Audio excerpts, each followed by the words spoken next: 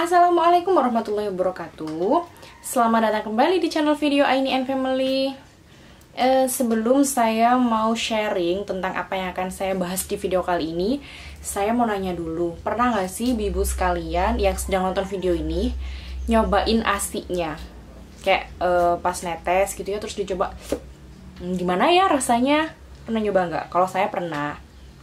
Atau nggak gitu pas lagi pompa terus kemudian iseng-iseng minum dikit gitu, pernah nyoba nggak? Kalau saya sih pernah, dan rasanya tuh apa, manis campur gurih campur amis campur bau, dan nggak suka saya nggak suka. Tapi ya pas masih bayi ya minum ASI itu aja ya, karena emang pas agak gedean ini nggak suka sama susu yang rasanya plain, apalagi yang nggak ada gulanya, apalagi yang susu putih itu kayak enak dan bau, jadinya ya emang gak suka kayak gitu.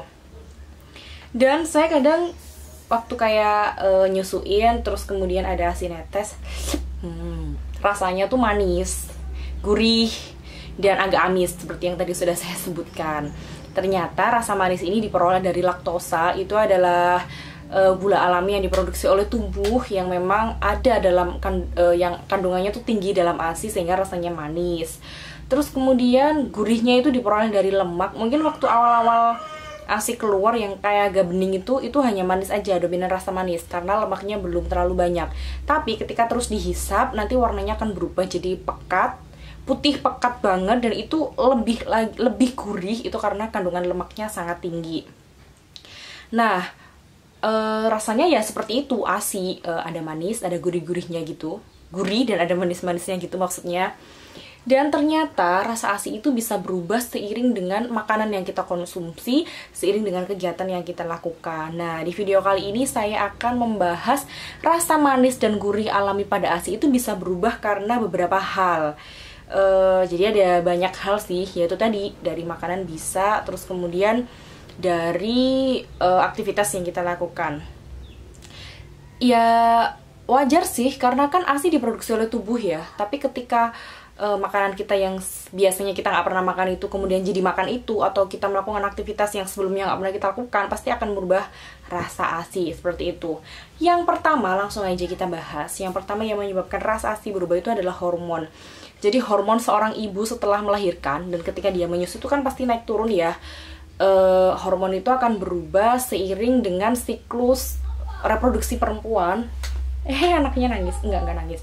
Seiring dengan siklus reproduksi perempuan, misalnya kita sedang hamil, itu estrogennya tinggi, progesteron tinggi, hormon ya itu maksudnya, hormonnya berubah, itu nanti akan mempengaruhi rasa ASI. Terus kemudian kalau kita lagi menstruasi itu hormonnya tuh akan turun, hormon reproduksinya akan turun, itu juga akan berubah rasanya. Terus apalagi kalau kita make alat kontrasepsi yang hormonal, misalnya pakai KB suntik atau nggak gitu pakai pil KB itu kan membuat hormon dalam tubuh kita jadi tidak stabil. Ternyata itu juga bisa mempengaruhi ASI.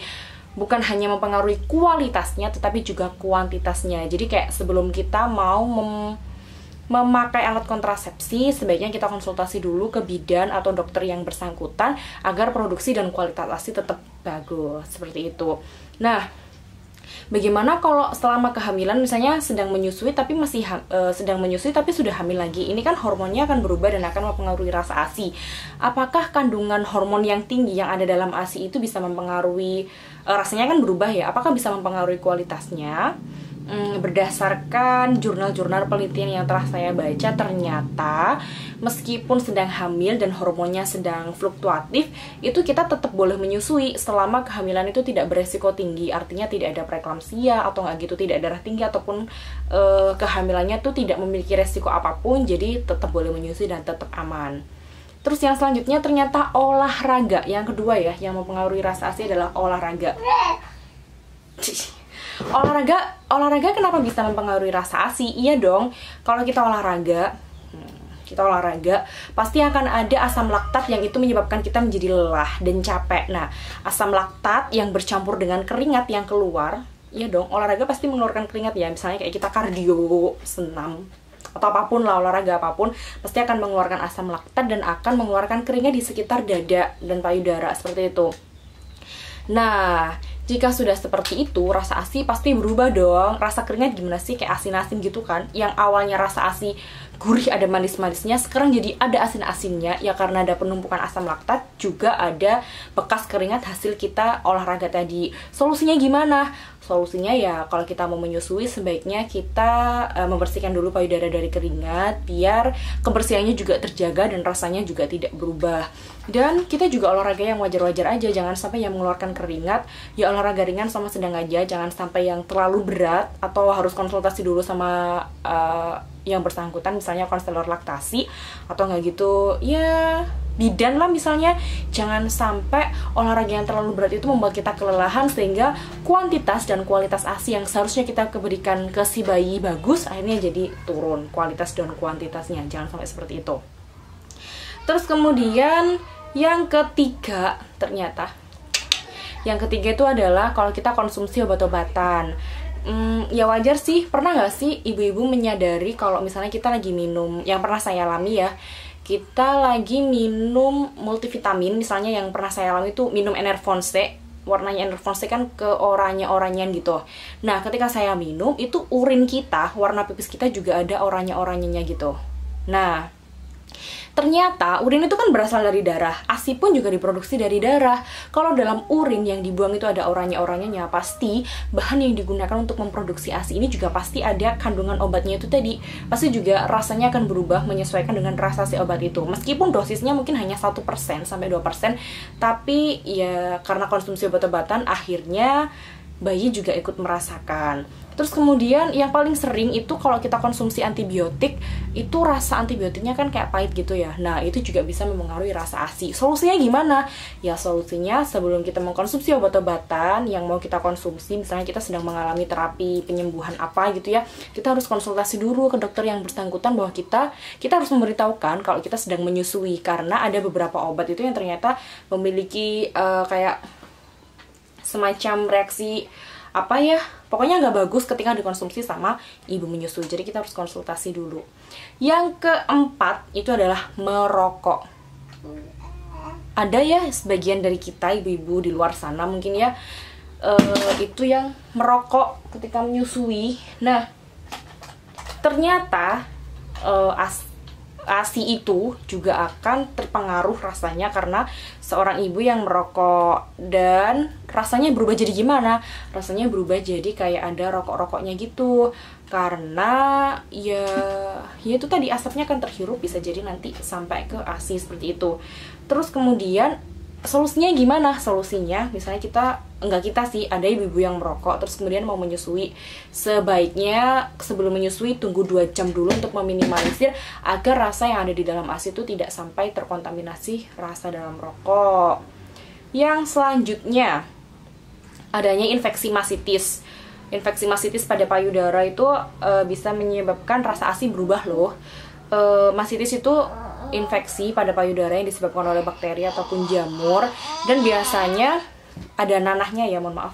Dan biasanya tuh ada nanahnya. Nah, kalau ada nanahnya, bayi pasti enggan menyusu dong, karena ya selain ada infeksi tadi, pasti juga nanah itu yang akan menyebabkan rasa ASInya jadi berubah. Nah, solusinya gimana? Segera lakukan pengobatan.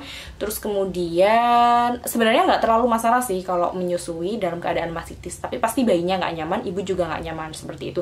Jadi segera lakukan terapi pengobatan agar sama-sama sembuh dan bayinya juga nyaman ketika menyusu. Dan yang terakhir itu adalah alkohol. Jadi kalau kita mengkonsumsi alkohol selama menyusui, ya sebaiknya dihindari sih, karena ibu menyusui itu sebaiknya menghindari alkohol sama rokok karena itu berbahaya, karena bisa mempengaruhi kualitas dan kuantitas ASI-nya. Jadi sebaiknya jangan atau hindari dulu minum alkohol. Ya soalnya nanti rasa ASI-nya akan berubah. Nah kalau misalnya sudah terlanjur minum alkohol atau itu sudah ketergantungan, ya diupayakan segera berhentilah. Karena itu akan, selain gak bagus untuk kesehatan ibu, juga pasti akan berpengaruh ke kesehatan anak. Nah, kalau udah terlanjur minum alkohol, solusinya gimana?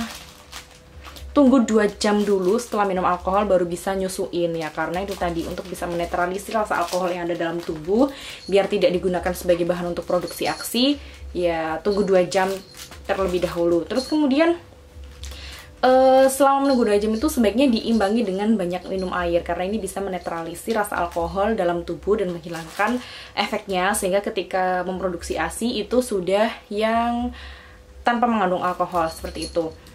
Dan yang keenam, yang keenam adalah membekukan ASI. Jadi kalau kita ya sebagai ibu-ibu yang berkarir, pasti ASI beku, ASI perah yang sudah dimasukkan ke freezer itu adalah salah satu hal yang membuat kita juga tenang, menjadi tenang ya, membuat hati jadi tenang ya, karena bisa sewaktu-waktu diambil, tinggal dicairkan, kemudian diminumkan ke si bayi. Tapi ternyata kegiatan ini itu bisa menyebabkan rasa ASInya jadi berubah ya, karena di dalam ASI itu kan ada lemak. Nah, ketika ada di dalam suhu ruangan, ketika ASI itu dibekukan, ketika ASI itu telah diperah, itu akan ada enzim lipase yang fungsinya untuk memecah lemak. Ini fungsinya sih agar si bayi jadi mudah untuk menyerap nutrisi dan energinya. Tapi ketika ASI itu telah diperah kemudian dibekukan, maka enzim lipase ini akan terus bekerja, sehingga akan menyebabkan rasa ASI jadi hambar gitu. Enggak hambar sih, tapi kayak ya rasanya beda lah ya, karena tadi lemaknya yang membuat rasa ASI jadi gurih itu dipecah, jadi rasa ASInya pasti enggak gurih lagi kayak gitu.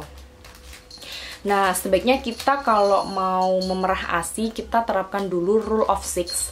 Rule of 6 itu adalah kalau misalnya ASI kita taruh di suhu ruang, berarti dia tahan 6 jam. Kemudian kalau kita masukkan ke dalam kulkas bisa tahan sampai 6 hari. Kalau kita masukkan ke dalam freezer bisa sampai 6 bulan. Nah, itu kita harus pikirkan matang-matang. Tapi dengan cara membekukan ASI di dalam freezer terlalu lama, itu juga menyebabkan rasa ASInya jadi berubah. Nah, solusinya kayak gimana? Solusinya kalau kita mau memberikan ASI ke si bayi, mending campur dulu sama ASI yang segar. Jadi ASI yang sudah dibekukan tadi dicairkan, kemudian ditambahkan dengan ASI yang segar yang baru saja diminum. Itu nanti kemungkinan akan mengubah rasa ASI yang awalnya nggak terlalu gurih jadi lebih gurih. Seperti itu. Terus yang selanjutnya, nggak tahu yang keberapa, ke-6 atau ke-7 atau ke-8 nih, bayinya juga pengen masuk ke video. Yang akan mempengaruhi rasa ASI itu adalah, mau diambil. Yang akan mempengaruhi rasa ASI itu adalah produk perawatan yang digunakan sama ibu-ibu sekalian. Misalnya kita pakai deodoran, atau nggak gitu pakai lotion, atau pakai apalah, pokoknya pakai perawatan apapun yang menimbulkan bau yang kuat. Nah, ternyata itu bisa menyebabkan kualitas ASI rasanya jadi berubah. Nah, solusinya gimana? Solusinya adalah sebelum kita menyusui ke si bayi, dibersihkan dulu payudaranya biar nggak sampai mempengaruhi rasa ASI. Soalnya kalau rasa ASInya berubah dan bayinya nggak suka, bayinya jadi nggak mau nyusu dong. Nah, kalau nggak mau nyusu pasti nutrisinya nggak akan tercukupi, akhirnya bayinya jadi rewel dan mudah nangis. Seperti itu. Sudah ya, itu kayaknya itu aja. Beberapa hal, nggak tahu ada berapa banyak yang mempengaruhi rasa ASI.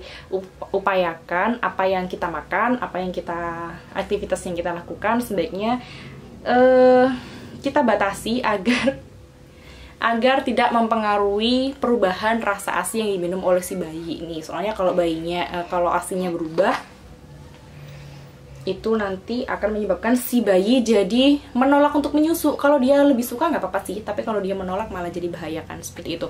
Oh ya, ada juga beberapa makanan yang ternyata itu bisa mempengaruhi rasa ASI juga. Misalnya kayak kita hari ini terlalu banyak konsumsi bawang, pasti rasa ASI jadi lebih gurih dong. Nah, bayinya jadi doyan nyusu. Itu juga bisa salah satu pengaruhnya. Oke, itu aja video kali ini. Semoga bermanfaat. Bayinya minta masuk ikut video. Ini lagi panas banget. Sebenarnya ini musim hujan, tapi karena sekarang nggak hujan jadinya panas. Kurang lebihnya mohon maaf. Assalamualaikum warahmatullahi wabarakatuh.